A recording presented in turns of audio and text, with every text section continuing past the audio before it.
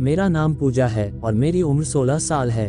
मैं अभी 10वीं में पढ़ती हूँ और कुछ ही दिनों में मेरे एग्जाम शुरू होने वाले हैं। तो मुझे काफ़ी टेंशन हो रही है क्योंकि मैं इंग्लिश में थोड़ा कमज़ोर थी और मैं कुछ समय पहले थोड़ा बीमार हो गई थी, तो ठीक से पढ़ाई नहीं कर पाए। इस बात की मुझे टेंशन हो रही है कि मैं कहीं इंग्लिश में फ़ेल हो गई तो मैं 10वीं में फ़ेल हो जाऊंगी और मेरा 1 साल बर्बाद हो जाएगा। मेरी एक सहेली है जिसका नाम प्रिया है। वह पढ़ने में बहुत तेज है, उसकी इंग्लिश तो ऐसी है जैसे कोई अंग्रेज की औलाद हो। कल मैंने उससे फ़ोन पर बात की तो वह तो काफ़ी बड़ी बड़ी बातें कर रही थी। मैं उसको बोली कि यार मुझे शक है कि मैं इंग्लिश में कमज़ोर हूँ। तो वह बोली मैं कोई रास्ता निकालती हूँ और फ़ोन रख दी। इसके अलावा मैं अपने बॉयफ्रेंड दीपू के साथ कुछ ज़्यादातर ही फेक हो गई थी, जिस कारण मैंने पढ़ाई की तरफ थोड़ा कम ही ध्यान दिया और कई रात मैं 1 से 4 बजे तक उससे फ़ोन पर बातें भी की थी। इसीलिए मैं थोड़ा पढ़ाई पर ध्यान नहीं दे पाए और इसका अंजाम मुझे अब दिखाई दे रहा है। अगले दिन मेरी दोस्त प्रिया का फ़ोन आया और वो बोली कि मेरे दिमाग में एक आइडिया आया है, अगर कर सके तो कर ले, तू पास हो जाएगी। मैं तू उसको बोली जल्दी बता पगली, वरना मैं कहीं फेल हो जाऊंगी। तब बताएगी क्या? तो मुस्कुराए और बोली सुनी हूँ इंग्लिश टीचर प्रियांशु जी अभी कुंवारे हैं, वह मैरिड नहीं हैं और तू भी काफ़ी स्मार्ट है, तेरी तू प्रियांशु जी के साथ जोड़ी अच्छी बनेगी। तू प्रियांशु सर को पटा ले और उनकी गर्लफ्रेंड बन जा। सिर्फ 1 महीने के लिए बॉयफ्रेंड बना ले, क्योंकि इंग्लिश के सारे एग्जाम वही कराते हैं और सारी इंग्लिश की कॉपियां भी वही चेक करते हैं। अगर तुम उनकी गर्लफ्रेंड बन जाओगी तो ऐसा कौन बॉयफ्रेंड होगा जो अपनी गर्लफ्रेंड को फेल कर देंगे। एक पल को तो मुझे आश्चर्य हुआ प्रिया की बातों पर, लेकिन उसका आइडिया बुरा नहीं लगा। मैंने उसको बोली थैंक यू यार, पर यह पॉसिबल कैसे होगा? प्रियांशु सर तो किसी की तरफ आंख उठाकर देखते भी नहीं है, मैं उनको कैसे पटा पाऊंगी? तो प्रिया बोली ये तेरे पर निर्भर करता है कि तू क्या करती है, चाहे अपनी बातों से पटा ले या अपने कपड़ों से पटा या अपने शरीर से। मैं उसका इशारा समझ रही थी और मेरे मन में जो चल रहा था वो मैं खुद ही जान रही थी। मैं ये समझ गई थी कि अब पास होने के लिए मुझे जो कुछ भी करना पड़ेगा वह मैं करूंगी। इसलिए मैं प्रिया का फ़ोन काट कर सोचने लगी, आज शुक्रवार का दिन है और 2 महीने बाद सोमवार से एग्जाम थे। तो मैं सोची कि प्रियांशु सर पता नहीं कहाँ होंगे। फिर मैंने अपनी दोस्त प्रिया से प्रियांशु सर का नंबर लिया और तुरंत ही उन्हें मैसेज में हाय लिखकर भेज डाला।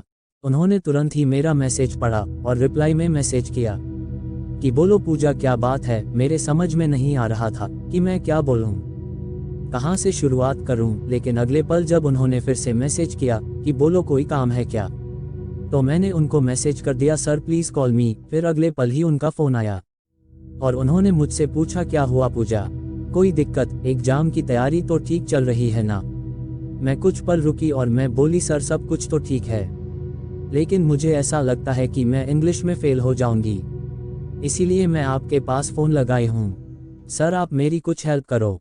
प्रियांशु सर आश्चर्यचकित होकर बोले इसमें मैं क्या हेल्प कर सकता हूँ, ये बोर्ड एग्जाम है, इसमें मैं चाह कर भी तुम्हारी मदद नहीं कर सकता। आपके लिए भला यही होगा कि आप मेहनत करो और दोबारा से अपनी बुक को पढ़ लो और एग्जाम की तैयारी करो। मैंने उनको बोला सर प्लीज़ कुछ करो, और अगले पल मैंने उनसे कहा सर मैं आपको सब कुछ दे सकती हूँ, बस आप मुझे पास करवा दें। प्रियांशु सर बोले सब कुछ का मतलब कि क्या दे सकते हो? रुपए और पैसे मैं नहीं लूँगा और मेरे पास किसी चीज़ की कमी नहीं है, मैं तुमसे क्या ले सकता हूँ? इसलिए आप पढ़ाई पर ध्यान दो और जो समय बचा है उसका उपयोग कर लो और खुद पर भरोसा करो कि तुम पास हो जाओगे।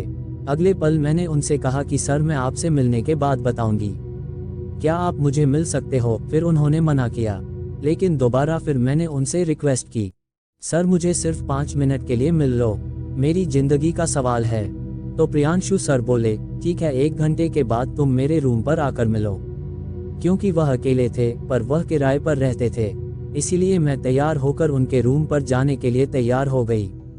रास्ते में सोच रही थी कि सर क्या बोलेंगे और मैं उसे क्या कहूंगी।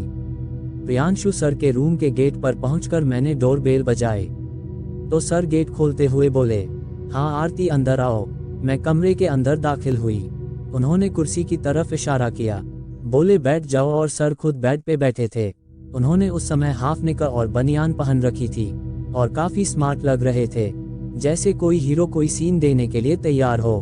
मैंने अपना वही सवाल फिर से किया, सर प्लीज़ मेरी हेल्प करो और मुझे पास करवा दो। मैं आपके साथ रात गुजारने के लिए तैयार हूँ। अगले कुछ देर तक प्रियांशु सर का तो मुंह देखने लायक नहीं था। उनके चेहरे पर गुस्सा था, लेकिन वह आश्चर्यचकित थे कि मैं उनसे ऐसा सवाल कर पाऊंगी। मेरी यह बात सुनकर वह काफ़ी गुस्सा हो गए और बोले कि क्या बकती हो तुम, मुझे क्या समझ रखी है। मैं समझ गई कि सर मुझे शायद जाने के लिए बोल देंगे, इसलिए मैं कुर्सी से उठकर उनके बेड पर उनके पास में बैठ गई, क्योंकि मुझे प्रिया की बात याद थी।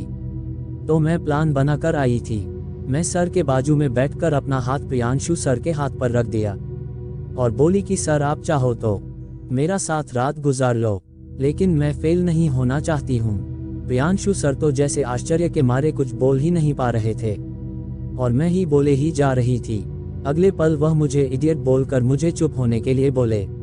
अब शायद उनकी समझ में आ गया था, क्योंकि मैंने जो अपना हाथ उनके हाथ में रख दी थी, जिससे उनको कुछ कुछ होने लगा था, पर वह भी पत्थर की तरह होकर पिघल चुके थे और मेरा हाथ अब उनके उस अंग तक पहुंच गया था जिस अंग पर लड़के घमंड करते हैं। वो 90 डिग्री का एंगल बन चुका था और मैं उनके काफी करीब हो गई थी। उन्होंने मुझे छुड़ाया और साइड में बैठने को कहा और प्यार से मुझे एक थप्पड़ देकर बोले, अब ठीक है, तुम पास हो जाओगी और तुम जो चाहती हो वही होगा। उसके बाद प्रियांशु सर ने मुझे बहुत प्यार दिया और उस प्यार के दर्द को मैं हंसकर झेल रही थी और दर्द को नज़रअंदाज कर रही थी। लगभग 15 मिनट तक प्यार करने के बाद वो अलग हुए और बोले, पूजा तुम वाकई में बहुत कड़क हो, तुमने मुझे वह प्यार दिया है जो प्यार मैं आज तक नहीं पाया। अब मैं पूरी कोशिश करूंगा कि तुम्हें पास करा दूं और तुम्हारी कॉपी मैं चेक कर लूंगा और तुम फर्स्ट डिवीजन पास हो जाओगी। यह बातें सुनकर मैं थोड़ा सा मुस्कुराए और सर के रूम से बाहर निकल गई। दोस्तों, ये थी आज की वीडियो। कैसी लगी और ऐसी ही नई नई कहानी देखने के लिए हमारी चैनल गुड इन स्टोरीज को सब्सक्राइब करें। धन्यवाद।